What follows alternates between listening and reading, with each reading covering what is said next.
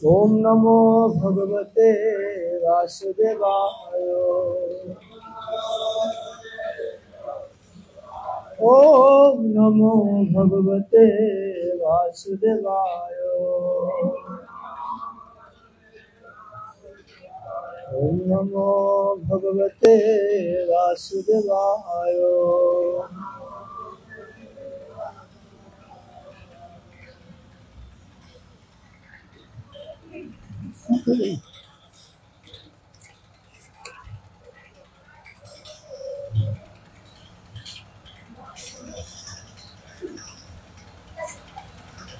परमहंस संहिता श्रीमद् भागवतम तृतीय स्कंध पंचदश अध्याय 44 এবং 45 নম্বর শ্লোক।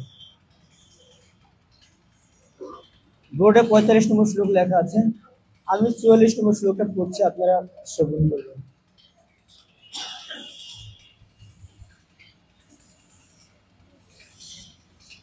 एवा मनुष्य वदनासित पद्मकोश मुदीक्ष सुंदर तराभकुंड हास्यम लब्धाशिष पुनरावेक्षत दियोमांगी दंडम नखारुणमनिश्रयणं निदधु।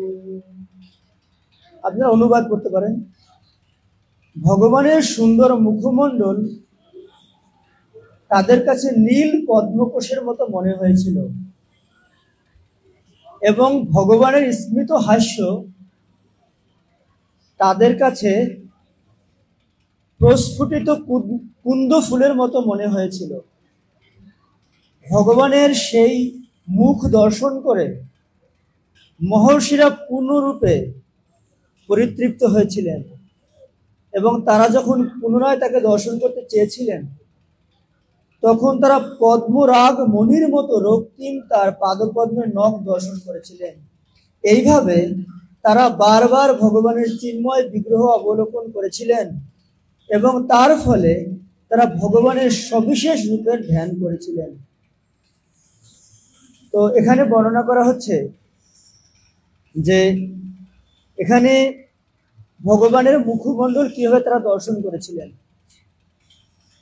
ভগবানের সুন্দর মুখমণ্ডল নীল পদ্মকোষের মতো দর্শন করেছিলেন এবং তার স্মিত হাস্য, স্মিত হাস্য বলতে এটাকে বোঝায় যে ঠোঁটে শুধুমাত্র এক কোণ দিয়ে হাসবে। হ্যাঁ, এরকম চৈতন্য চৈতামৃতে বলা হচ্ছে না, যেরূপের এক কোণ ডুবায় সব ত্রিভুবন, মানে এক কোণ, মানে ঠোঁটের এক কোণ দিয়ে হাসবে। এখানে বলছেন স্মিত হাস্য, সেই স্মিত হাস্য হচ্ছে কুন্দ ফুলের মতো। আর ভগবানের সেই মুখ দর্শন করে মহর্ষিরা পূর্ণরূপে পরিতৃপ্ত হয়েছিলেন। আর যখন তারা পুনরায় দর্শন করেছিলেন, মানে পুনরায় যখন দর্শন করতে চেয়েছিলেন তখন তারা পদ্মরাগ মণির মতো রক্তিম বর্ণের দর্শন করেছিলেন। এভাবে তারা বারবার ভগবানের চিন্ময় বিগ্রহ অবলোকন করেছিলেন এবং তার ফলে তারা ভগবানের সবিশেষ রূপের ধ্যান করেছিলেন। ভগবানের যে ধ্যান করেছিলেন তারা সবিশেষ রূপের, তারা ভগবানকে যে দেখেছিলেন নির্বিশেষ না, সবিশেষ। তো পরবর্তী শ্লোক এখানে বর্ণনা করা আছে, বোর্ডে লেখা আছে, আপনারা দেখবেন। পুংসাম গতিম মৃগয়াতামিহ যোগ মার্গৈ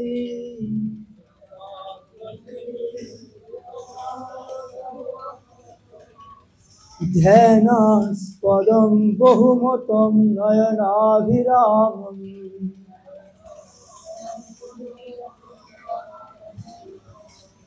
কৌষ্ণম বপু দর্শয়ান অনন্য সিদ্ধৈ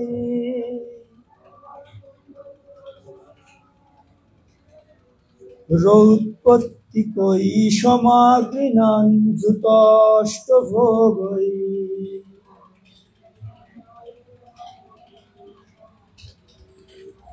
পুংসাম গতিম মৃগয়াতামিহ যোগ মার্গৈ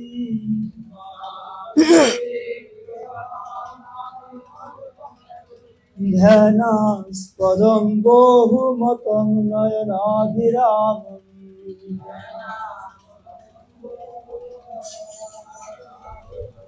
পৌষ্ণং বপু দর্শয়ানন্য সিদ্ধৈ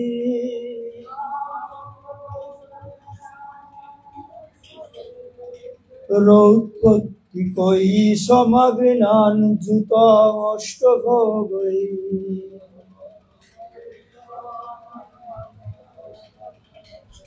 আপনারা যদি কেউ উচ্চারণ করতে চান, একজন প্রভুরা এবং একজন মাতাদের উচ্চারণ করতে পারেন।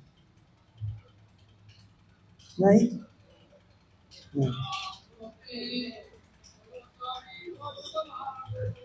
পুংসাম গতি মৃগয়া তামিহ যোগ মার্গৈ ধ্যানাস্পদং বহুমতং নয়নাভিরামম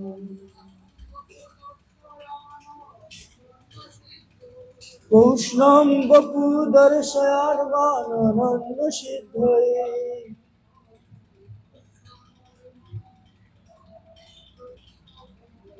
রৌৎপত্তিকৈ সমগ্নান যুতষ্টভোগৈ। সার্বিক অর্থ, পুংসম সেই ব্যক্তিদের, গতিম মুক্তি, মৃগয়াতম অন্বেষণকারী, ইহ এই জগতে, যোগমার্গৈ অষ্টাঙ্গ যোগের প্রক্রিয়ার দ্বারা, ধ্যানস্পদম ধ্যানের বিষয়, বহু মহান যোগীদের দ্বারা, মতম অনুমোদিত, নয়ন নেত্র, অভিরামম মনোহর, পৌষ্ণম মানুষ্য, বপু রূপ, দর্শয়ানম প্রদর্শন করে, অনন্য অন্যদের দ্বারা নয়, সিদ্ধই সিদ্ধি লাভ করেছিলেন, উৎপত্তিকৈ নিত্য বর্তমান, সমগ্রীণন প্রশংসা করেছিলেন, যুতম সমন্বিত, অষ্টভোগৈ 8 প্রকার ঐশ্বর্য। অনুবাদ আপনারা সবাই পরে পরে বলবেন। এটি ভগবানের সেই রূপ যার ধ্যান যোগীরা করে থাকেন, এবং এই রূপ তাদের কাছে পরম আনন্দদায়ক। এই রূপ কাল্পনিক নয়, বাস্তব। তা মহান যোগীরা অনুমোদন করে গেছেন। ভগবান অষ্ট ঐশ্বর্য যুক্ত, কিন্তু অন্যদের পক্ষে সেই সিদ্ধি পূর্ণরূপে লাভ করা সম্ভব নয়। শ্রীল প্রভুপাদ কি যায়। শ্রীল প্রভুপাদ এই শ্লোকের অনেক বিশাল বড় তাৎপর্য দিয়েছেন, আপনারা ভালো করে শ্রবণ করবেন। যোগ সিদ্ধির পন্থা এখানে অত্যন্ত সুন্দরভাবে বর্ণনা করা হয়েছে। বিশেষভাবে উল্লেখ করা হয়েছে যে যোগ মার্গের অনুগামীদের ধ্যানের বিষয় হচ্ছে চতুর্ভুজ নারায়ণ। আধুনিক যুগে তথাকথিত বহু যুগী রয়েছেন যারা চতুর্ভুজ নারায়ণকে তাদের ধ্যানের লক্ষ্য বলে বিবেচনা করে না। তাদের কেউ কেউ নির্বিশেষ অথবা শূন্যের ধ্যান করার চেষ্টা করে, কিন্তু তা আদর্শ পন্থা অনুসরণকারী মহান যোগীদের দ্বারা অনুমোদিত হয়নি। প্রকৃত যোগমার্গের পন্থা হচ্ছে ইন্দ্রিয়গুলোকে সংযত করা, এবং এই অধ্যায়ে বর্ণিত চারজন ঋষির সম্মুখে তিনি যেভাবে আবির্ভূত হয়েছিলেন, কোনো নির্জন ও অপবিত্র স্থানে উপবেশন করে সেই চতুর্ভুজ নারায়ণের ধ্যান করা, এই নারায়ণের রূপ হচ্ছে শ্রীকৃষ্ণের প্রকাশ বা বিস্তার। তাই এই কৃষ্ণ ভাবনার আন্দোলন যা এখন সর্বত্র প্রসারিত হচ্ছে, সেটি যোগের প্রকৃত এবং সর্বশ্রেষ্ঠ পন্থা। কৃষ্ণ ভক্তি হচ্ছে সুশিক্ষিত ভক্তিযোগীদের দ্বারা অনুষ্ঠিত সর্বোত্তম পন্থার যোগের পন্থা। যোগ অনুশীলনের সমস্ত প্রলোভন সত্ত্বেও সাধারণ মানুষের পক্ষে অষ্টসিদ্ধি লাভ করা দুষ্কর। কিন্তু এখানে বর্ণনা করা হয়েছে যে পরমেশ্বর ভগবান, যিনি 4 জন মহর্ষির সম্মুখে আবির্ভূত হয়েছিলেন, তিনি স্বয়ং এই অষ্টসিদ্ধি সমন্বিত। সর্বশ্রেষ্ঠ যোগের মার্গ হচ্ছে মনকে দিনের মধ্যে 24 ঘন্টা শ্রীকৃষ্ণের চিন্তায় একগ্রীভূত করা। এই পন্থাকে বলা হয় কৃষ্ণ ভাবনা। শ্রীমদ্ ভাগবত এবং ভগবত গীতায় কিংবা পতঞ্জলি কর্তৃক অনুমোদিত এই যোগ পদ্ধতির বর্ণনা করা হয়েছে। সেটি আজকাল পাশ্চাত্য দেশগুলোতে হঠ যোগ বলে পরিচিত। যে যোগের অনুশীলন হচ্ছে তা থেকে ভিন্ন। প্রকৃত যোগ হচ্ছে ইন্দ্রিয় সংযমের অনুশীলন, এবং সেই অনুশীলনের ফলে ইন্দ্রিয়গুলো যখন সংযত হয় তখন মনকে পরমেশ্বর ভগবান শ্রীকৃষ্ণের নারায়ণ রূপে একাগ্রীভূত করা উচিত। শ্রীকৃষ্ণ হচ্ছেন স্বয়ং ভগবান, এবং শঙ্খ, চক্র, গদা, পদ্ম শোভিত অন্য সমস্ত বিষ্ণু রূপ হচ্ছেন শ্রীকৃষ্ণের অংশ প্রকাশ। ভগবদ গীতায় ভগবানের রূপের ধ্যান করার নির্দেশ দেওয়া হয়েছে। মনের একাগ্রতার অভ্যাস করার জন্য মানুষকে তার মস্তক, পিঠ এক সরল রেখায় সোজা করে রেখে বসতে হয় এবং পবিত্র পরিবেশের প্রভাবে নির্মল হয়ে নির্জন স্থানে অনুশীলন করতে হয়। যোগীকে কঠোরভাবে ব্রহ্মচর্যের নিয়ম ও বিধি পালন করতে হয়। জনাকীর্ণ নগরীতে উচ্ছৃঙ্খল জীবনযাপন করে অসংযত যৌন জীবনে লিপ্ত হয়ে এবং জিহ্বার ব্যভিচারে প্রবৃত্ত থেকে কখনো যোগ অভ্যাস করা যায় না। যোগ অভ্যাসের জন্য ইন্দ্রিয় সংযম আবশ্যক, এবং ইন্দ্রিয় সংযম শুরু হয় জিহ্বাকে নিয়ন্ত্রণ করার মাধ্যমে। যিনি জিহ্বাকে নিয়ন্ত্রণ করতে পারেন তিনি অন্যান্য ইন্দ্রিয়গুলোকেও দমন করতে পারেন। জিহ্বাকে সব রকম নিষিদ্ধ আহার এবং পানীয় গ্রহণ করার স্বাধীনতা প্রদান করে যোগ অভ্যাসের প্রগতি সাধন করা সম্ভব নয়। এটি অত্যন্ত অনুশোচনার বিষয় যে বহু তথাকথিত যোগীর যারা যোগ সম্বন্ধে কিছুই জানে না, তারা পাশ্চাত্য দেশগুলোতে এসে যোগ অভ্যাসের প্রতি সেখানকার মানুষদের প্রবণতার সুযোগ নিয়ে তাদের প্রতারণা করে। এই সমস্ত ভণ্ড যোগীরা প্রকাশ্যে এমন কথা বলারও সাহস করে যে মানুষ তার সুরাপানের প্রবৃত্তি চরিতার্থ করতে পারে এবং সেই সঙ্গে ধ্যানেরও অভ্যাস করতে পারে। 5000 বছর আগে ভগবান শ্রীকৃষ্ণ অর্জুনের কাছে যোগ অভ্যাসের পন্থা বর্ণনা করেছিলেন, কিন্তু অর্জুন যোগ পদ্ধতির কঠোর বিধিনিষেধ অনুসরণ করার প্রতি তার অযোগ্যতা স্পষ্টভাবে ব্যক্ত করেছিলেন। সকলের কর্তব্য হচ্ছে তাদের কার্যকলাপের প্রতিটি ক্ষেত্রেই অত্যন্ত ব্যবহারিক হওয়া এবং যোগ অনুশীলনের নামে কতগুলো অর্থহীন কসরতের অভ্যাস করে তার মূল্যবান সময়ের অপচয় না করা। প্রকৃত যোগ হচ্ছে হৃদয়ের অভ্যন্তরে চতুর্ভুজ পরমাত্মার অন্বেষণ করা এবং ধ্যানের মাধ্যমে নিরন্তর তাকে দর্শন করা। এই প্রকার নিরবিচ্ছিন্ন ধ্যানকে বলা হয় সমাধি, এবং সেই ধ্যানের বিষয় হচ্ছে চতুর্ভুজ নারায়ণ, যার শ্রী অঙ্গের বর্ণনা শ্রীমদ্ ভাগবতের এই অধ্যায়ে করা হয়েছে। কিন্তু কেউ যদি শূন্যের অথবা নির্বিশেষের ধ্যান করে তাহলে যোগ অভ্যাসের মাধ্যমে সিদ্ধি লাভ করতে তার অতি দীর্ঘ সময় লাগবে। আমরা কখনোই নির্বিশেষ বা শূন্যে মনকে একাগ্রীভূত করতে পারি না। প্রকৃত যোগ হচ্ছে ভগবানের চতুর্ভুজ নারায়ণ রূপে মনকে একাগ্রীভূত করা, যিনি সকলের হৃদয়ে বিরাজমান। ধ্যানের দ্বারা উপলব্ধি করা যায় যে ভগবান হৃদয়ে বিরাজ করছেন। কেউ যদি তা না জেনেও থাকে তবুও ভগবান সকলের হৃদয়ে বিরাজ করছেন। কিন্তু কেবল মানুষদের হৃদয়ে নন, এমনকি কুকুর বিড়ালের হৃদয়ে রয়েছেন। ভগবদ গীতায় ভগবান ঘোষণা করেছেন, ঈশ্বর সর্বভূতানাং হৃদ্দেশে অর্জুন তিষ্ঠতি। বিশ্ব ব্রহ্মাণ্ডের পরম নিয়ন্ত্রা ঈশ্বর সকলের হৃদয়ে বিরাজ করছেন। তিনি কেবল সকলের হৃদয়েই নন, পরমাণুর অভ্যন্তরেও তিনি রয়েছেন। কোনো স্থানে ভগবানের উপস্থিতি উপস্থিতি রহিত অথবা শূন্য নয়। এটি ঈশোপনিষদের বাণী। ভগবান সর্বত্রই বিরাজমান এবং তার প্রভুত্ব সব কিছুর উপরেই প্রযোজ্য। যেই রূপে ভগবান সর্বত্র বিরাজমান তার সেই রূপকে বলা হয় পরমাত্মা। আত্মা এবং পরমাত্মা উভয়ই স্বতন্ত্র ব্যক্তি। তাদের মধ্যে পার্থক্য হচ্ছে যে আত্মা কেবল একটি বিশেষ শরীরে বর্তমান, কিন্তু পরমাত্মা সর্বত্রই বর্তমান। এই সম্পর্কে সূর্যের দৃষ্টান্তটি অত্যন্ত সুন্দর। কোনো একজন ব্যক্তি কোনো একটি স্থানে অবস্থান করতে পারেন, কিন্তু সূর্য স্বতন্ত্র ব্যক্তি হওয়া সত্ত্বেও সমস্ত জীবের মাথার উপরে উপস্থিত। ভগবদ গীতায় এই তত্ত্বের বিশ্লেষণ করা হয়েছে।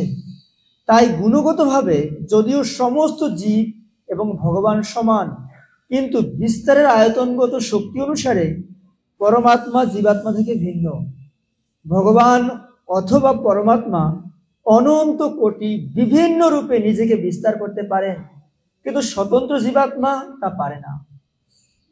সকলের হৃদয়ে বিরাজমান পরমাত্মা প্রত্যেকের অতীত, বর্তমান এবং ভবিষ্যতের সমস্ত কার্যকলাপের সাক্ষী থাকেন।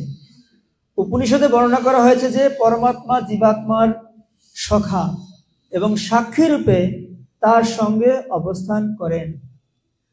ভগবান সখা রূপে সর্বত্রই তার বন্ধু জীবাত্মাকে তার প্রকৃত আলয়ে ভগবদ্ধামে ফিরিয়ে নিয়ে যাওয়ার জন্য উৎকণ্ঠিত থাকেন। সাক্ষী রূপে তিনি তার সমস্ত মঙ্গল বিধান করেন এবং তার কর্মের ফল প্রদান করেন। এই জড়জগতে জীবাত্মাকে তার বাসনা অনুসারে উপভোগ করার জন্য পরমাত্মা সমস্ত সুযোগ সুবিধা প্রদান করেন। জড়জগতের উপর প্রভুত্ব করার প্রবৃত্তির প্রতিক্রিয়াই হচ্ছে দুঃখ। কিন্তু ভগবান তার বন্ধু জীবাত্মাকে, যে তার পুত্র, তা অন্য সমস্ত কার্যকলাপ পরিত্যাগ করে নিত্য আনন্দ এবং জ্ঞানে পরিপূর্ণ শাশ্বত জীবন লাভ করার জন্য কেবল তার শরণাগত হওয়ার উপদেশ দেন। সর্বপ্রকার যোগের সবচাইতে প্রামাণিক এবং ব্যাপকভাবে পঠিত গ্রন্থ শ্রীমদ্ ভগবদ গীতায় এটি হচ্ছে চরম উপদেশ। এইভাবে ভগবদ গীতার অন্তিম উপদেশ হচ্ছে যোগের পূর্ণতা বিষয়ে অন্তিম বাণী। ভগবদ গীতায় উল্লেখ করা হয়েছে যে যিনি সর্বদাই কৃষ্ণ ভাবনায় মগ্ন, তিনি হচ্ছেন সর্বশ্রেষ্ঠ যোগী। কৃষ্ণ ভাবনামৃত কি? জীবাত্মা যেমন তার চেতনার মাধ্যমে তার সমগ্র শরীরে বিদ্যমান, তেমনি পরমাত্মা তার পরম চেতনার দ্বারা সমগ্র সৃষ্টি জুড়ে বিদ্যমান। সীমিত চেতনা সম্পন্ন জীবাত্মা এই পরম চেতন শক্তির অনুকরণ করে। আবার সীমিত শরীরে কি হচ্ছে তা আমি বুঝতে পারি, কিন্তু অন্য কার একজন শরীরে কি হচ্ছে সেই সম্বন্ধে আমি কিছুই অনুভব করতে পারি না। আমার চেতনার দ্বারা আমি আমার সমগ্র শরীর জুড়ে বর্তমান, কিন্তু আমার চেতনা অন্য কারো শরীরে বিদ্যমান নয়। কিন্তু পরমাত্মা সর্বত্র এবং সকলের হৃদয়ে উপস্থিত থাকার ফলে প্রত্যেকের অস্তিত্ব সম্বন্ধে সচেতন। আত্মা এবং পরমাত্মার এক হওয়ার যে মতবাদ তা স্বীকার করা যায় না, কেননা প্রামাণিক বৈদিক শাস্ত্রের দ্বারা তা প্রতিপন্ন হয়নি। স্বতন্ত্র জীবাত্মার চেতনা পরম চেতনা রূপে কার্য করতে পারে না। এই পরম চেতনা কিন্তু লাভ করা সম্ভব পরমেশ্বর ভগবানের চেতনার সঙ্গে স্বতন্ত্র জীবের চেতনাকে একাগ্রীভূত করার মাধ্যমে। এই একাগ্রীভূত করার পন্থাকে বলা হয় শরণাগতি বা কৃষ্ণ ভাবনামৃত। ভগবদ গীতার উপদেশ থেকে আমরা অত্যন্ত স্পষ্টভাবে জানতে পারি যে প্রথমে অর্জুন তার ভাই এবং আত্মীয় স্বজনদের সঙ্গে যুদ্ধ করতে চায়নি, কিন্তু ভগবদ গীতার উপদেশ হৃদয়ঙ্গম করার পর তিনি শ্রীকৃষ্ণের পরম চেতনার সঙ্গে তার চেতনা একাগ্রীভূত করেছিলেন। তখন তিনি কৃষ্ণ ভাবনাময় হয়েছিলেন। যে ব্যক্তি পূর্ণরূপে কৃষ্ণ ভাবনাময়, তিনি শ্রীকৃষ্ণের নির্দেশ অনুসারে কার্য করেন। কৃষ্ণ ভক্তির শুরুতে সৎ গুরুর মাধ্যমে এই নির্দেশ প্রাপ্ত হওয়া যায়। যথেষ্ট শিক্ষা লাভের পর কেউ যখন সদ্গুরুর তত্ত্বাবধানে প্রেম এবং ঐকান্তিক শ্রদ্ধা সহকারে শ্রীকৃষ্ণের সেবা করেন, তখন তার একাগ্রীভূতকরণের পন্থা আরো দৃঢ় ও নির্ভুল হয়। ভগবত ভক্তির এই স্তর হচ্ছে যোগের পরম পূর্ণতার স্তর।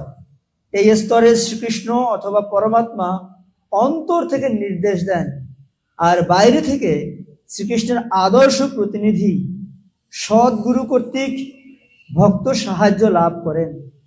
অন্তর থেকে চৈত্য গুরু রূপে তিনি তার ভক্তকে সাহায্য করেন, কেননা তিনি সকলের হৃদয়ে বিরাজ করছেন। ভগবান যে সকলের হৃদয়ে বিরাজ করছেন তা উপলব্ধি করাই যথেষ্ট নয়। মানুষের কর্তব্য হচ্ছে অন্তরে এবং বাহিরে দুদিক থেকেই ভগবানের সঙ্গে পরিচিত হওয়া, এবং কৃষ্ণ ভাবনার সক্রিয় হওয়ার জন্য অন্তর থেকে এবং বাইরে থেকে অবশ্যই নির্দেশ গ্রহণ করা। সেটি হচ্ছে কৃষ্ণ ভাবনামৃতের পূর্ণতার সর্বোচ্চ স্তর এবং সমস্ত যোগের সর্বোচ্চ সিদ্ধি। অষ্টসিদ্ধি 8 প্রকার সিদ্ধি লাভ করতে সিদ্ধ যোগী 8 প্রকার সিদ্ধি লাভ করতে পারেন।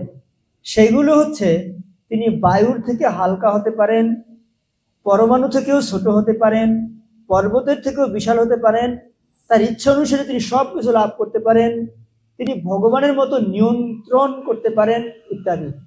কিন্তু কেউ যখন ভগবানের নির্দেশ প্রাপ্ত হওয়া শুদ্ধ অবস্থার স্তরে উন্নীত হন, তখন উল্লিখিত যে কোনো জড়জাগতিক সিদ্ধির স্তরের থেকে সে স্তর অনেক ঊর্ধ্বে।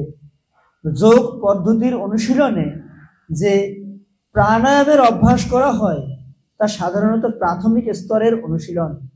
পরমাত্মার ধ্যান করা হচ্ছে অগ্রসর হওয়ার পথে একটি পদক্ষেপ মাত্র, কিন্তু পরমাত্মার সঙ্গে সরাসরি সম্পর্ক স্থাপন করা এবং তার নির্দেশ গ্রহণ করা হচ্ছে সর্বোচ্চ সিদ্ধির স্তর।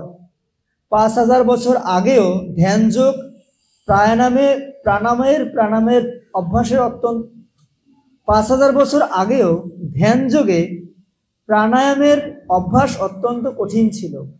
তা না হলে শ্রীকৃষ্ণের উপদিষ্ট এই পন্থা অর্জুন প্রত্যাখ্যান করতেন না। এই কলিযুগকে বলা হয় অধঃপতিত যুগ। এই যুগে সাধারণ মানুষের আয়ু অল্প এবং আত্ম উপলব্ধি বা পারমার্থিক জীবনের উপলব্ধির ব্যাপারে তারা অত্যন্ত মন্দমতি। তারা সকলেই প্রায় মন্দ ভাগ্যহীন, এবং তাই আত্ম উপলব্ধি সম্বন্ধে কারো যদি একটু প্রবণতাও থেকে থাকে, তাহলে অন্য প্রকার প্রবঞ্চনার প্রভাবে তার পথভ্রষ্ট হতে পারে। যোগের পূর্ণতার স্তর হৃদয়ঙ্গম করার একমাত্র উপায় হচ্ছে ভগবদ গীতার তত্ত্ব অনুশীলন করা। তাই চৈতন্য মহাপ্রভু, যা শ্রী চৈতন্য মহাপ্রভু করেছিলেন, সেটি হচ্ছে যোগ অনুশীলনের সবচাইতে সরল এবং সর্বোত্তম পূর্ণতা। বেদান্ত, ভগবদ গীতা, শ্রীমদ্ ভাগবত, ভগবদ গীতা এবং অন্যান্য বহু গুরুত্বপূর্ণ পুরাণের নির্দেশ অনুসারে শ্রী চৈতন্য মহাপ্রভু কেবল ভগবানের দিব্য নাম কীর্তন করার মাধ্যমে ব্যবহারিকভাবে কৃষ্ণ ভাবনাময় যোগ পদ্ধতির পন্থা প্রদর্শন করে গেছেন। সবচাইতে অধিক সংখ্যক ভারতবাসীরা এই যোগ পদ্ধতির অনুশীলন করেন এবং মার্কিন যুক্তরাষ্ট্রের বহু শহরে ধীরে ধীরে তার প্রসার হচ্ছে। এই যুগের জন্য এই পন্থাটি অত্যন্ত সরল এবং ব্যবহারিক, বিশেষ করে যোগ অনুশীলনের সফল হওয়ার ব্যাপারে যারা ঐকান্তিকভাবে আগ্রহী তাদের জন্য। এই যুগে অন্য কোনো যোগের পন্থা সফল হতে পারে না। সুবর্ণ যুগ বা সত্য যুগে ধ্যানের পন্থা সম্ভব ছিল, কেননা সেই যুগে মানুষের আয়ু ছিল শত সহস্র বছর। কেউ যদি ব্যবহারিক অনুশীলনের সফল করতে চান, তাহলে উপদেশ দেওয়া হয়েছে তিনি যেন হরে কৃষ্ণ কৃষ্ণ কৃষ্ণ হরে হরে, হরে রাম রাম রাম হরে হরে এই মহামন্ত্র কীর্তন করেন, এবং তার ফলে তিনি নিজেই বুঝতে পারবেন কিভাবে তার প্রগতি হচ্ছে। ভগবদ গীতায় কৃষ্ণ ভাবনার এই অনুশীলনকে রাসবিদ্যা বলে বর্ণনা করা হয়েছে। যারা সবচাইতে সাবলীল এই ভক্তিযুগের পন্থা অবলম্বন করেছেন, তারা শ্রীকৃষ্ণের প্রতি অপ্রাকৃত প্রেমপরায়ণ হয়ে তার স্বতঃস্ফূর্ত সেবার পন্থা অবলম্বন করেছেন, তারা হলফ করে বলতে পারেন যে এই পন্থা কত সুন্দর এবং সহজসাধ্য। সনক, সনাতন, সনানন্দ, সনৎ কুমার এই চারজন মহর্ষিও ভগবানের রূপ এবং তার শ্রীপাদ পদ্মরেণুর দিব্য সৌরভের দ্বারা আকৃষ্ট হয়েছিলেন, যা ইতিমধ্যেই 43 নম্বর শ্লোকে বর্ণনা করা হয়েছে। যোগ অভ্যাসে ইন্দ্রিয় সংযম আবশ্যক, কিন্তু ভক্তিযোগ বা কৃষ্ণ ভাবনার পন্থা হচ্ছে ইন্দ্রিয়গুলোকে কলুষ থেকে মুক্ত করার পন্থা। ইন্দ্রিয়গুলি যখন নির্মল হয় তখন সেগুলো আপনা থেকেই সংযত হয়। কৃত্রিম উপায়ে ইন্দ্রিয়গুলোর কার্যকলাপ বন্ধ করা যায় না, কিন্তু ইন্দ্রিয়গুলোকে যদি ভগবানের সেবায় যুক্ত করার মাধ্যমে পবিত্র করা হয় তখন সেইগুলোকে কেবল কলুষিত প্রবৃত্তি থেকেই নিয়ন্ত্রিত করা যায় না, উপরন্তু ভগবানের দিব্য সেবাতেও যুক্ত করা যায়, যা সনক, সনাতন, সনানন্দ, সনৎ কুমার এই চারজন মহর্ষি অভিলাষ করেছিলেন। তাই কৃষ্ণ ভাবনামৃত কোনো মন গড়া কৃত্রিম পন্থা নয়, এটি ভগবদ গীতার নির্দেশিত পন্থা। মন্মনা ভব মদ্ভক্ত মজ্জাজি মাম নমস্কুরু। শিল প্রভুপাদ কি। মানে আপনারা সবাই ক্লান্ত হয়ে গেছে, আমিও পড়তে পড়তে ক্লান্ত হচ্ছিলাম। এখানে শিল প্রভুপাদ বর্ণনা করছেন যে আপনারা সবাই ধারাবাহিকভাবে শ্রবণ করছেন, এখানে ভগবানের রূপের সুন্দর বর্ণনা চলছে, যে ভগবান এসে তার কুমারকে দর্শন দিলেন আর ব্রহ্মা দেবতাদের কাছে তার রূপের কথা বলছেন, আর এইদিকে চার কুমার এবং জয় বিজয় তারাও ভগবানের এই রূপ দর্শন করছেন। তো এখানে প্রভুপাদ বারবার একটা শব্দকে প্রকাশ করতে চাইছিলেন। আর আপনারা দেখবেন শ্রীমদ্ ভগবদ গীতা বা ভাগবতমে যখন প্রভুপাদ সুযোগ পেয়েছেন, হ্যাঁ, সেখানেই উনি একদম নির্বিশেষবাদী, নিরাকারবাদী, যা হোক যত প্রকারের বাদী আছে সবাইকে, মানে ভক্তিযোগী বা এদেরকে বাদ দিয়ে সবাইকে তুলোধনা করেছেন, কাউকে ছাড় দেয়নি। তো প্রভুপাদ প্রথমেই বলছেন যোগ সিদ্ধির পন্থা এখানে অত্যন্ত সুন্দরভাবে বর্ণনা করা হয়েছে। হ্যাঁ, কেন? কারণ যোগীরা ভগবানের সেই রূপের দর্শন করেন। এখানে বলা হয়নি যে তারা ভগবানকে দেখে না, ভগবান নিরাকার নির্বিশেষবাদী, এরকম না। তারা যোগীরা এই রূপের দর্শন করেন। এর আগের শ্লোকে সুন্দরভাবে বলছেন কিভাবে দর্শন করেন না, দর্শন করেন ভগবানের সুন্দর মুখমণ্ডল তাদের কাছে নীল পদ্মকোষের মতো মনে হয়। নীল পদ্মকোষ মানে কি? নীল মানে নীলবর্ণের, পদ্ম মানে হচ্ছে পদ্ম ফুল, আর কোষ মানে যে পদ্মের একদম গভীরের অংশটা থাকে, ভিতরের অংশ থাকে। তাই ভগবানের মুখমণ্ডল সেই পদ্মের যে ভিতরের কালারটা, হ্যাঁ, একদম ভিতরের সেই যে কালার ভগবানের মুখমণ্ডলের সেরকম। আর তার স্মিত হাস্য হচ্ছে কুন্দ ফুলের মতো, কুন্দ ফুলের মতো। আর তার ভগবানের সেই মুখ দর্শন করে মহর্ষিরা পুরোরূপে পরিতৃপ্ত হয়েছিলেন দর্শন করে। তার মানে এখানে এমন বলা হয়নি ভগবানকে দেখা যায় না, ভগবান নিরাকার, হ্যাঁ, নির্বিশেষবাদী, এমনটা না। কিন্তু শিল প্রভুপাদ একদম বারবার একটা জিনিসকে প্রকাশ করতে চেয়েছেন, কৃষ্ণ ভাবনা। হ্যাঁ, মানে ওইগুলো যোগ পন্থা না, ওগুলোর থেকে এটাই শ্রেষ্ঠ, বারবার উনি বলে যাচ্ছেন। আজকে তাহলে আমরা আলোচনা করব শিল প্রভুপাদ উনি বারবার কৃষ্ণ ভাবনাকে কেন মূল্যায়ন করতে চাইছেন, আর আমাদের এই সংস্থার নামও বা কেন আন্তর্জাতিক কৃষ্ণ ভাবনা অমৃত সংঘ রেখেছেন। হ্যাঁ, আমরা এটা বিভিন্নভাবে আলোচনা করব, যদি আমাদের সময় একদম নাই বললেই চলে। যে আজকে এক মহান তিথি আছে, আপনারা সবাই জানেন। হ্যাঁ, আজ হচ্ছে মকর সংক্রান্তি বা পৌষ সংক্রান্তি। এই তিথিকে আমাদের দক্ষিণ ভারতে তারা নববর্ষ হিসেবেও গ্রহণ করে। আজকের দিন থেকে নাকি নববর্ষ। হ্যাঁ, তো আমরা এই এই মকর সংক্রান্তি বা পৌষ সংক্রান্তি এটা আর কৃষ্ণ ভাবনা দুইটাকে প্রভুপাদ কেন এই সংস্থার নাম কৃষ্ণ ভাবনা রাখলেন, এটা আমাদের আলোচনার আজকে প্রতিপাদ্য বিষয়। তো ঠিক আছে, আমরা এখন এই মকর সংক্রান্তি সম্বন্ধে বলবো, এটা যখন আসবে তখন এটা আমরা বলবো। তো মকর সংক্রান্তি হচ্ছে মানে মকর, মকর প্লাস সংক্রান্তি। মকর মানে মানে রাশিকে বোঝানো হয়, যে 12টা রাশি আছে আপনারা দেখবেন, তার মধ্যে একটা রাশি হচ্ছে মকর রাশি।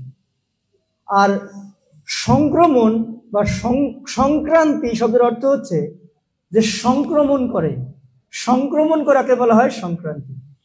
আচ্ছা, সংক্রান্তি অর্থ মানে কি কি সংক্রমণ করে? সংক্রান্তি, সং মানে সাজা বা প্রবেশ করা, ক্রান্তি মানে সংক্রমণ করা। কি সংক্রমণ? যখন এই সূর্য সে এই রাশিতে প্রবেশ করে তাকে বলা হয়, প্রবেশ করে যে সংক্রমণ করে তাকে বলা হয় সংক্রান্তি। বুঝতে পেরেছেন? সংক্রান্তি। আচ্ছা, বৈদিক গণনা অনুসারে কাল বা সময় দুইভাবে নির্ণয় করা হয়, একটা চন্দ্রমাস গণনা অনুসারে, একটা সৌরমাস গণনা অনুসারে। সেটা যাই হোক, এই দুইটাকে ভগবানের চোখ বলা হচ্ছে, ব্রহ্মা তাই বলছেন। হ্যাঁ, আপনারা যারা ব্রহ্ম সংহিতায় দেখছেন তারা দেখবেন ব্রহ্মা বলছেন যে অনেক সুন্দর করে বলছেন, যচ্চক্ষুরেষু সবিতা সকল গ্রহাণাম রাজা সমস্ত সুরমূর্তেষু অশেষস্তেজা যচ্ছ আজ্ঞায়া ব্রহ্মৃতি সংবৃত্ত কালচক্র গোবিন্দমাদি পুরুষং তমহং ভজামি।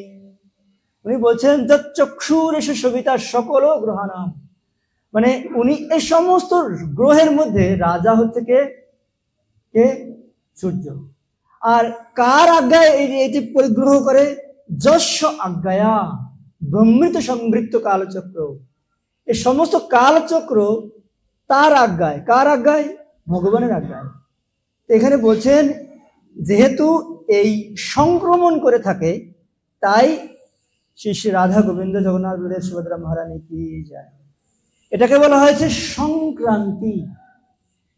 আর এই এই মকর সংক্রান্তি বিশেষভাবে মাহাত্ম্যপূর্ণ, কারণ এই দিনে সূর্যদেব দক্ষিণায়ন থেকে উত্তরায়ণে যায়, উত্তরায়ণ হয়ে থাকে, অর্থাৎ সূর্যদেব উত্তর দিকে যাত্রা শুরু করে। এর আগে সূর্যদেব দক্ষিণ দিকে যাত্রা শুরু করেছিলেন, এখন উত্তর দিকে যাত্রা শুরু করবেন। এইভাবে 6 মাস দক্ষিণ দিকে অর্থাৎ দক্ষিণায়ন, আর বাকি 6 মাস উত্তর দিকে অর্থাৎ উত্তরায়ণ হয়ে থাকে। তো এখন আমরা দেখব তাহলে এই পৌষ সংক্রান্তি বা এই মকর সংক্রান্তি এটা কেন এত মাহাত্ম্যপূর্ণ। কেন? যে এই পৌষ বা মকর সংক্রান্তি থেকে মা যশোদা কৃষ্ণকে পুত্ররূপে প্রাপ্ত হওয়ার জন্য এবং যশোদা এবং নন্দ মহারাজ তারা তপস্যা শুরু করেছিলেন আজকের দিন থেকে। আর ভগবান বিষ্ণুর সহায়তায় এই দিনেই দেবতারা অসুরদেরকে যুদ্ধে পরাস্ত করেছিলেন। দেবতা এবং অসুরদের মধ্যে যে যুদ্ধ হয়েছিল, সেই যুদ্ধে আজকের দিনে পরাস্ত করে। এবং আপনারা সবাই জানেন যে অষ্টবসুদের অন্যতম ভীষ্মদেব, সেই যিনি তার পিতার কাছ থেকে তিনি ইচ্ছা মৃত্যু বর প্রাপ্ত হয়েছিলেন, সেই ভীষ্মদেব তিনি এই এই উত্তরায়ণে মানে আজকের দিনে উনি 2 মাস অপেক্ষা করেছিলেন স্বরবিদ্ধ অবস্থায়। তার সারা শরীরের মধ্যে তীরবিদ্ধ ছিল, ওই স্বরের মানে বিছানার মধ্যে তিনি শুয়েছিলেন। আর এই 2 মাস পরে এই যখন উত্তরায়ণ আসলো, তখন ভীষ্মদেব ভগবানের উপস্থিতিতে দেহ ত্যাগ করলেন। আর এই মানে পৌষ সংক্রান্তি বা মকর সংক্রান্তিতে দেবতাদের দরজা খোলা হয়। আপনি যদি এই যে যেমন আপনি যদি স্বর্গের দিকে ধাবমান হতে চান, তাহলে দ্বার এই দিন খুলে। আবার এই দিনে আপনারা ভাগবতমে আমরা দেখতে পাই যে গঙ্গাকে যে এখানে নিয়ে এসেছিলেন কে? ভগীরথ। গঙ্গাকে অনেক তপস্যা করার পরে নিয়ে এসেছিলেন। আর এই জগতে গঙ্গা তখন বহমান শুরু হয়, মানে তিনি এই পৃথিবীতে অবতরণ করেন এবং ভগীরথ মহারাজ বিভিন্ন বাধা বিঘ্ন অতিক্রম করে করার পর এই গঙ্গাকে নিয়ে আসেন এবং সাগরে আজকে মিলিত হন। সেজন্য আজকের এই তিথি গঙ্গাসাগর মেলা নামেও খ্যাত। আর আমরা আগে বলছিলাম এই তিথিতে সূর্যদেব দক্ষিণায়ন ত্যাগ করে উত্তরায়ণে প্রবেশ করেন। আর এই তিথিতে বিভিন্নভাবে বিভিন্ন জন পালন করে থাকেন। কোথাও কোথাও আজকের এই দিনকে তিল সংক্রান্তিও বলে থাকে। হ্যাঁ, আবার কৃষকের নতুন ধান উত্তোলন করেন, তুলে থাকেন, তাই নবান্ন উৎসব করে থাকেন। কেউ কেউ এই তিথিতে উড়িষ্যায় বিশেষ করে মকর চাল এবং গুড় মিলিয়ে ভগবানকে নিবেদন করে থাকেন। আবার বিহারে এটাকে খিচুড়ি উৎসব বলে থাকেন, কারণ সবাই তো চাল খেতে পছন্দ করে, যাদের জন্য যেটা ভালো তাই।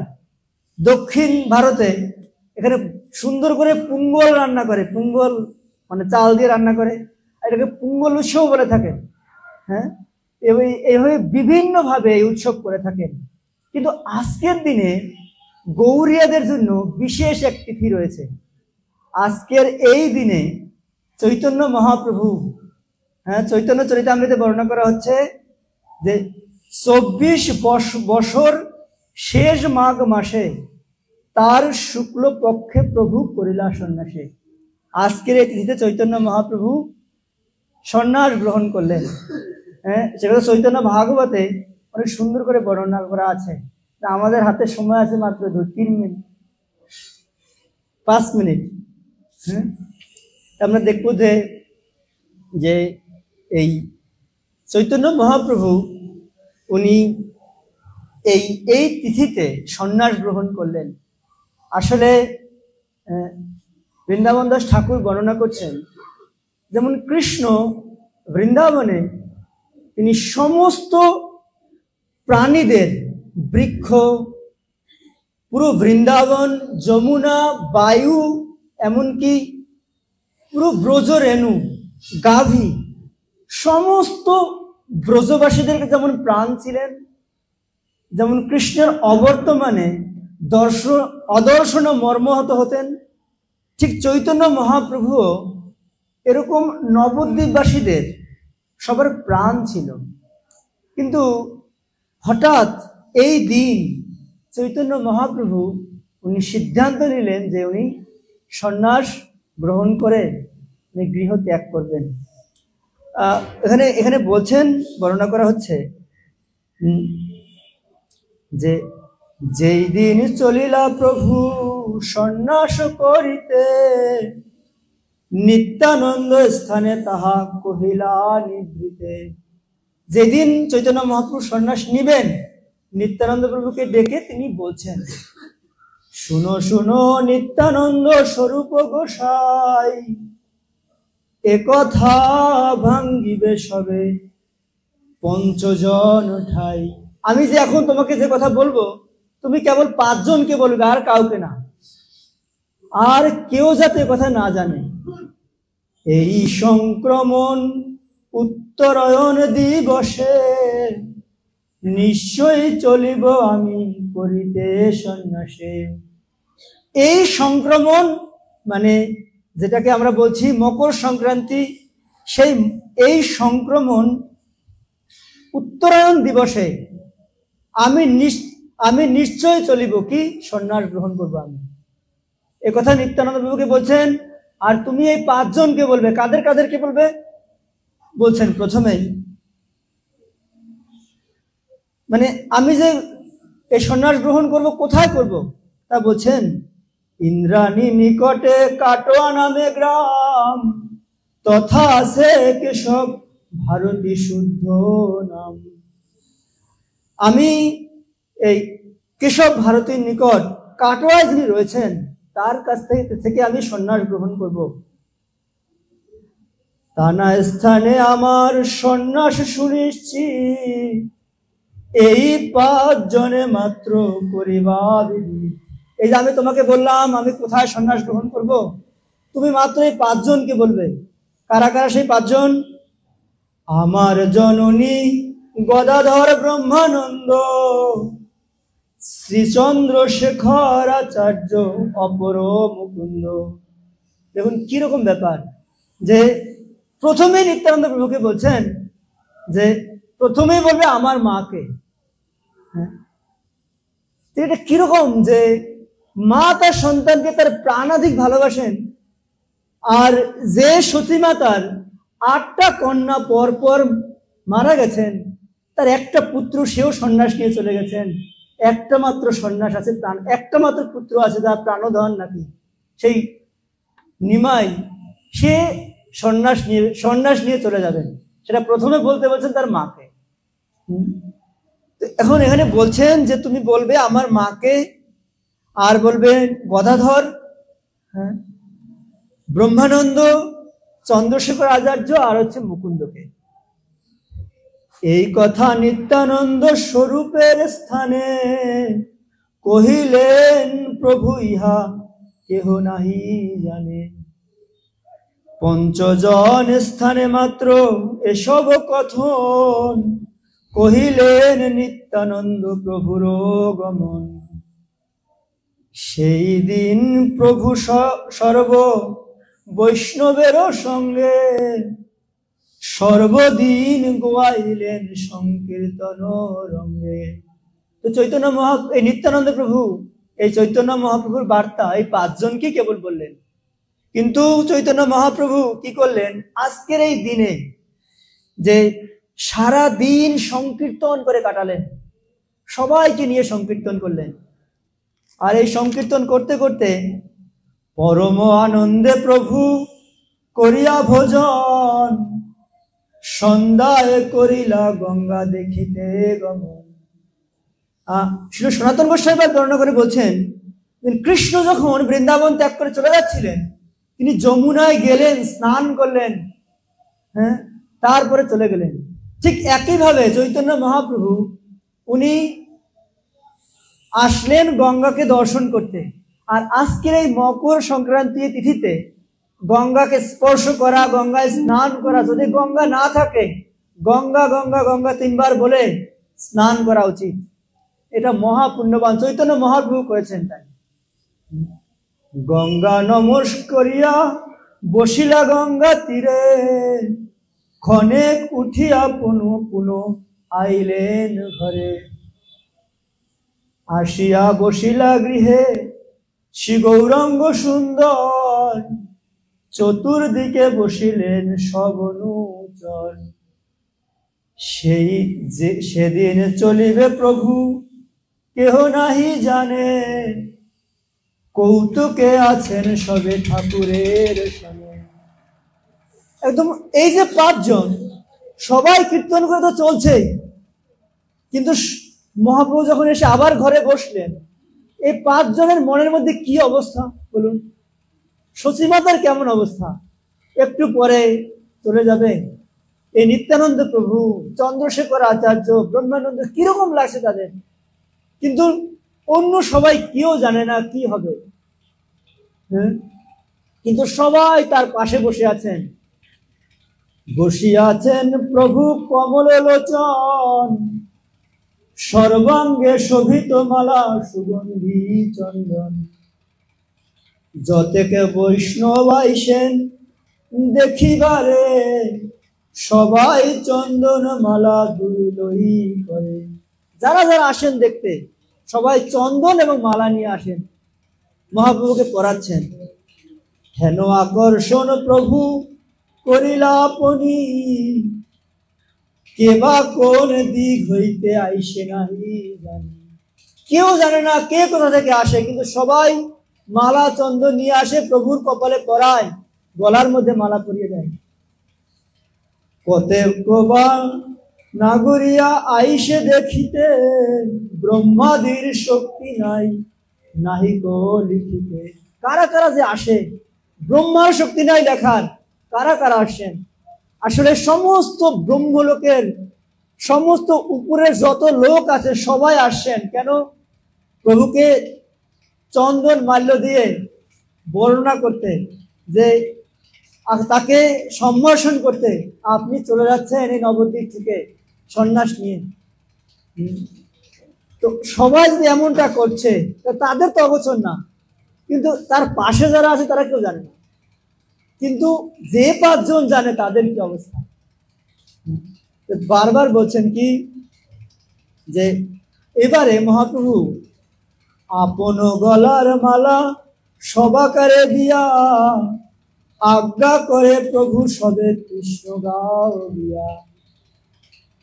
বলো কৃষ্ণ ভজ কৃষ্ণ গাও কৃষ্ণ নাম, কৃষ্ণ বিনু কেহ কিছু না ভাবিও। আজকের এই দিনে মহাপ্রভু সবাইকে বলছেন যে যে আজ্ঞা দিয়েছেন কৃষ্ণ গাও গিয়া, আর কি করবে? বলো কৃষ্ণ ভজ কৃষ্ণ গাও কৃষ্ণ নাম, আর কৃষ্ণ বিনা কেউ কিছু না ভাবিও, আর কিছু ভাববে না। হ্যাঁ, মহাপ্রভু যাওয়ার আগে সবার উদ্দেশ্যে বলছেন, আমা যদি যদি আমার প্রতি স্নেহ থাকে সবাকার, তবে কৃষ্ণ ব্যতি রেখে না গাইবে আর। কি শয়নে কি ভোজনে কিবা জাগরণে, অহর নিশি চিন্ত কৃষ্ণ বলহ বলবে।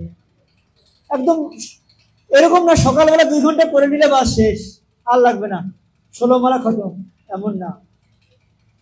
কি শয়নে কি ভোজনে কি বা জাগরণে। যদি কখন কারা করবে, যে আমার প্রতি কারো যদি প্রীতি থাকে, যদি আমাকে কেউ ভালোবেসে থাকো, তাহলে করবে। এই উপদেশ দিয়ে পরের লাইন অনেক সুন্দর করে বলছেন, এই মতো শুভ দৃষ্টি করি সবাকারে, উপদেশ করি সবই বলে যাও ঘরে। মানে মহাপ্রভু বলছেন এটা হচ্ছে শুভ দৃষ্টি। কি শুভ দৃষ্টি? যদি তোমরা সব সময় কি শয়নে কি ভোজনে কি বা জাগরণে যদি তোমরা অহর্নিশি কৃষ্ণ চিন্তা করো, তাহলে সেটাই হবে শুভ দৃষ্টি। শুভ দৃষ্টিতে কি হয়? প্রথমবার দেখে না, ঠিক যদি তোমরা করো তাহলে ভগবানকে এরকম দর্শন করতে পারবে আমাকে সব সময়। হ্যাঁ, এই মতো কত যায় কত বাই সে, কেহ কারণ নাহি চিনে আনন্দেতে ভাসে। কেউ কারো চিনে না, কিন্তু আনন্দ পাচ্ছে সবাই। তো এভাবে চলতে চলতে যখন প্রায় মিডনাইট, একদম মধ্যরাত্র প্রায়, ওইদিকে সচিমাতা তো অপেক্ষা করে আছেন, কবে আমি একটু গিয়ে তাকে জিজ্ঞাসা করবো, আরে নিমাই তুমি সত্যি চলে যাবি? হ্যাঁ, কিন্তু সময় কোথায়? সবাইকে বিদায় দিলেন, হঠাৎ করে আসলেন কে? এক লাউ হাতে করি সুকৃতি শ্রীধর, হেনই এহেন সময় আসি হইলা অবচার। এই সময় সচিমাতা আসবে, গিয়ে বলবে নিমাইয়ের সাথে একটু একা কথা বলবে। এই সময় শ্রীধর একটা লাউ নিয়ে হাতে করে আসে। হ্যাঁ, আচ্ছা, লাউ ভেটে দেখি হাসে শ্রী গৌর সুন্দর, কোথায় পাইলা প্রভু জিজ্ঞাসে তাহার। আরে জিজ্ঞাসা করছে, আরে শ্রীধর তুমি তো কলা বিক্রি করতে তুমি তো কলাওয়ালা, তুমি লাউওয়ালা হলে কবে থেকে? তুমি লাউ কোথায় পেলে? তো আচ্ছা তুমি লাউ নিয়ে আসছো আমার জন্য? হ্যাঁ, তো এখন এই জন্য বলছেন যে কি, নিজ মনে জানে প্রভু কালি চলি যাও, এই লাও ভোজন করিতে নারী লাও। আরে লাও, আমি তো জানি আমি আজকেই চলে যাব, তাহলে তো আমার তো এই লাউ ভোজন করা হবে না। হ্যাঁ, আমি তো জানি আমি আজকে রাতে চলে যাব, যদি আমি আজকে রাতে চলে যাই তাহলে এই যে লাউ, শ্রীধরের দেওয়া যে লাউ, এটাকে আমি ভোজন করতে পারবো? তাই বলছেন শ্রীধরের পদার্থ কি হইবে অনর্থ, এই লাউ ভোজন আজি করিব সর্বত। মানে আমি যদি এটা না করতে পারি তাহলে এটা অনর্থ হয়ে যাবে আমার। হ্যাঁ, এরকম বলতে বলতে সসীমা তাকে এসে বলছেন, মা তুমি কি আমার একটা কথা রাখবে? কি কথা? আরে কিরকম ব্যাপার যে মা একটা কথা রাখবে না, আবার আজকে চলে যাবে, আবার জিজ্ঞাসা করবে আরে নিমাই তুই কি চলে যাবি? বলতে পারছে না, কিভাবে বলবে তাকে? এই সময় আবার বলছে তুমি একটু আমার জন্য রান্না করতে পারবে?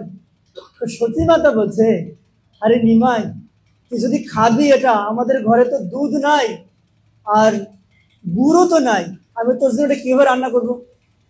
হঠাৎ করে, আরে সর্বজ্ঞ ভগবান, কে ভগবান যে কি করতে পারেন কে জানে তা, হঠাৎ করে এক গোয়ালা দুধ নিয়ে আসছেন ওই রাত্রবেলা, মধ্যরাত দুধ নিয়ে আসছে। কি জন্য? যে আরে নিমাই আমাদের এই গাভীটা নতুন দুধ দিতে শুরু করেছে, তোমরা তো ব্রাহ্মণ, যদি আমি এই দুধ তোমাদেরকে না খাওয়াই তাহলে এটা আমাদের খাওয়া উচিত না। আর আচ্ছা, নিমাই জিজ্ঞাসা করছে দুধ না হলে আনলে, গুড় কেন আনলে? নিমাই তুমি শুধু দুধ খাবে তাহলে পেটে অসুখ হতে পারে, তাই আমি গুড় নিয়ে এসছি। বুঝতে পারছেন?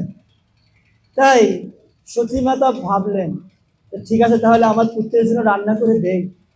আচ্ছা, রান্না করে দিয়েছেন। এবারে ভাবলেন আমার এখন তো সময় হবে, রান্না করে দেওয়ার পরে খেতে বসছেন। সতীমাতা জিজ্ঞাসা করছেন আরে নিমাই আমি যা শুনলাম তা কি ঠিক? তুই কি সত্যি চলে যাবি? তো নিমাই তখন একটা কথা বলছেন, মা দেখো এখন সে মধ্যরাত প্রায়, তোমার এই প্রশ্ন করে এখন সময় হলো? হ্যাঁ, যাও আমি তোমাকে কালকে সকালে তোমার সাথে আমি কথা বলবো। কৃষ্ণ বৃন্দাবন থেকে চলে গেছেন, বলছে কাল আসবো, আর সতীমাতাকে বলছেন কাল সকালে কথা বলবো। কাল, আরে কালই যত সমস্যা, বুঝতে পারছেন? তো কাল সকালে কি বলবে আর? হ্যাঁ, কি মা তুমি ঘরে যাও। কেন? দেখো ওই পাশে বেডরুমে অপেক্ষা করছে। কে অপেক্ষা করছে? কে? বিষ্ণুপ্রিয়া দেবী। ওই সময় এমন ছিল যদি কেউ অন্য কেউ পরপুরুষ আসবে বাড়িতে তাহলে তারা রুম থেকে বের হবে না। তো বিষ্ণুপ্রিয়া দেবী তো ঘর থেকে বের হয় না, ওদিকে তো ঘরের মধ্যে অপেক্ষা করে আছে। যেই মাত্র নিমাই ঘরের মধ্যে ঢুকছেন, বিষ্ণুপ্রিয়া দেবীর চরণের মধ্যে হাত দিয়ে বলছেন আমি যা শুনেছি তা কি ঠিক? হ্যাঁ, নিমাই তো হতভম্ব হয়ে গেলেন। আরে তুমি কিভাবে জানলে? এটাও কি সম্ভব? জানবে তো শুধুমাত্র 5 জন, তোমার তো জানার কথা না।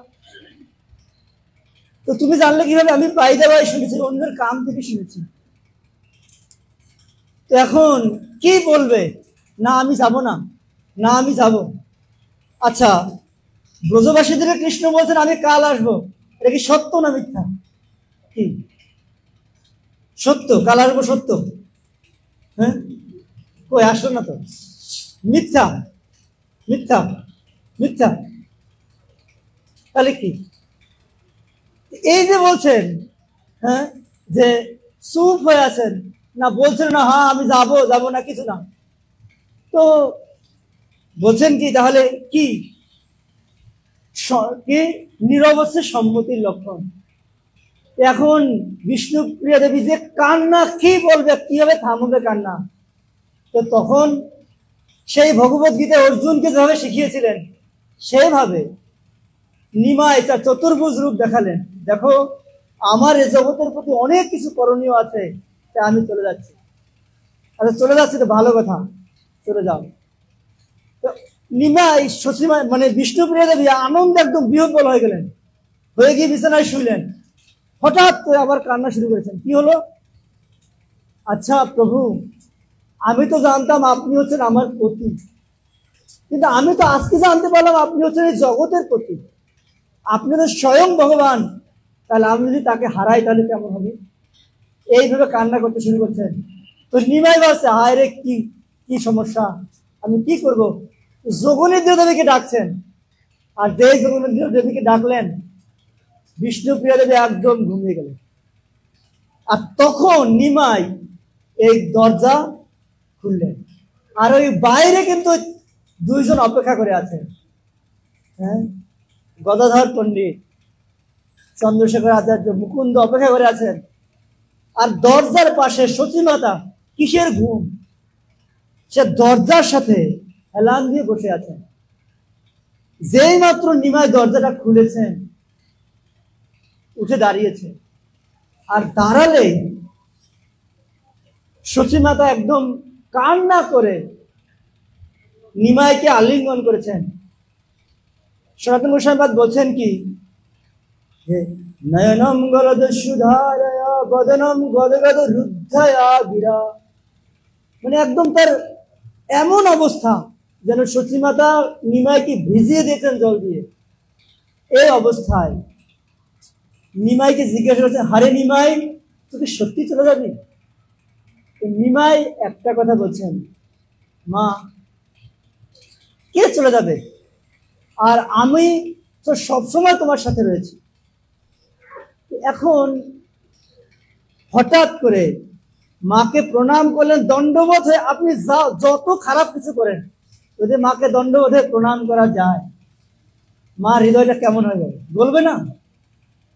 আরে মা তো নিথরের মতো দাঁড়িয়ে দাঁড়িয়ে দেখছেন, আর নিমাই না তাকে পরিক্রমা করছে। এই যে ব্যাপার, নিমাই দেখতে দেখতে দরজাটা খুলে চলে গেলেন। এই যে আজকের দিনে যে এই চৈতন্য মহাপ্রভু চলে যাচ্ছেন, কৃষ্ণ যে বৃন্দাবন থেকে চলে গেলেন, এই যে অবস্থা, এটাকে বলা হয় কৃষ্ণ ভাবনামৃত। এটা আপনি যতবার ভাববেন যে হায় নিমাই সন্ন্যাস নিয়ে চলে গেছেন। আচ্ছা, ব্রজবাসীরা যখন কৃষ্ণ চলে গেলেন, তখন কৃষ্ণকে কি তারা আর মনে করে নাই নাকি? কৃষ্ণকে তারা একদম ভুলে গেছেন, এরকম হয়েছে না। যদি দূরে চলে যায় কেউ, তখন তার এটা কাছে থাকে। কিভাবে থাকে? এটাকে বলা হয় বিপ্রলম্ব ভাব। এই ভাবের মাধ্যমে কেউ দূরে থাকার থেকেও কাছে থাকে, সে কখনো ভুলতে পারে না তাকে। তো শিল প্রভুপাদ এই সংস্থার এই জন্য নাম দিয়েছেন কৃষ্ণ ভাবনা অমৃত, যাতে কৃষ্ণকে কখনো আমরা ভুলে না যাই। সেজন্য আজকের দিনে চৈতন্য মহাপ্রভু নিমাই এরকম সবাইকে কাঁদিয়ে সন্ন্যাস গ্রহণ করছেন। আপনি যখনই ভাববেন আপনি কি নিমাইয়ের থেকে আলাদা হতে পারবেন? হ্যাঁ, না নিমাইকে ভুলে যেতে পারবেন? আচ্ছা, যখনই ভাববেন কৃষ্ণ বৃন্দাবন থেকে চলে গেছেন, আপনি কৃষ্ণকে ভুলতে পারবেন? আরো এটা হচ্ছে ডিটেচ বিয়োগ, মানে বিয়োগ মানে বিশেষভাবে যোগ, বিশেষভাবে যুক্ত হওয়া, সেটাকে বলা হয় বিয়োগ। বুঝতে পারছেন? সেজন্য আজকের এই দিন বিশেষভাবে মহিমান্বিত, যে চৈতন্য মহাপ্রভু বলছেন, কি ভোজনে কি শয়নে কি বা জাগরণে অহর্নিশি চিন্ত কৃষ্ণ বলহ বদনে। শ্রী প্রভুপাদ কি।